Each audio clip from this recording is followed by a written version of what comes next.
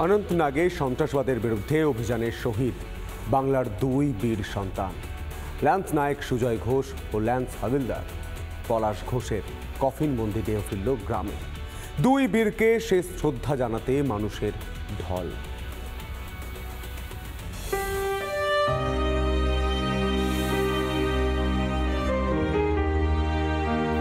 অভিযানে গিয়ে শহীদ হলেন বীরভূমের বীর সন্তান ল্যান্স নায়ক সুজয় ঘোষ।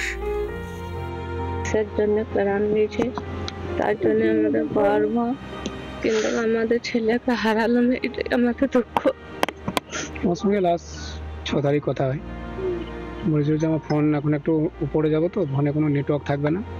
অফিসে সিও সাহেব ফোন করে আমাকে যে আমি কি সুজয় ঘোষ দাদা? আমি বলছি হ্যাঁ।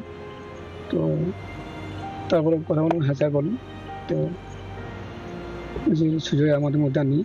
চারিদিকে মানুষের ভিড়, সবার চোখে জল। কারোর সাথে রক্তের সম্পর্ক নেই, কারোর সাথে নারীর সম্পর্ক নেই, কিন্তু আজ বীর শহীদের মৃত্যুতে সবাই যেন ভেঙে পড়েছেন। সবাই একবার শ্রদ্ধা জানাতে চাইছেন এই বীর জওয়ানকে।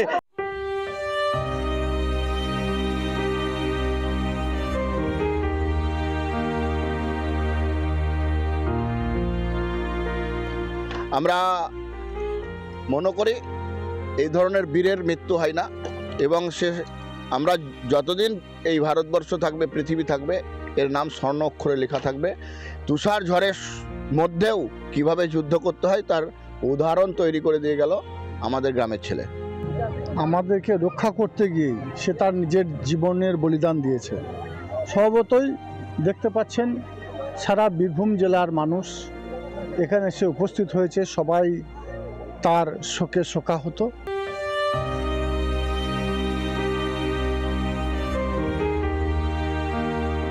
সন্ত্রাস বিরোধী অভিযানে শহীদ হয়েছেন মুর্শিদাবাদের হরিহরপাড়ার ল্যান্স নায়ক হাবিলদার পলাশ ঘোষ। কাশ্মীরে নিহত শহীদ জওয়ান পলাশ ঘোষের দেহ এলো হরিহরপাড়ায়, একেবারে কনভয় করে তাকে নিয়ে আসা হয়েছে, এবং প্রচুর মানুষ তারা কিন্তু এই মুহূর্তে ভিড় জমিয়েছেন এখানে। শহীদকে শেষ শ্রদ্ধা জানাতে নামে মানুষের ঢল। চোখে জল নিয়ে শহীদদের বিদায় জানায় পরিবার ও গ্রামের বাসিন্দারা। মনোরঞ্জন চ্যাটার্জি, ইন্দ্রাশিস বাগচির রিপোর্ট, রিপাবলিক বাংলা।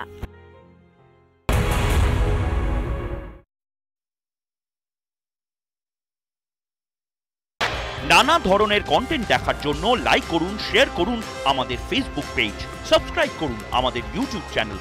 পাশাপাশি অন্যান্য ব্রেকিং নিউজের জন্য অবশ্যই চোখ রাখুন রিপাবলিক বাংলায়।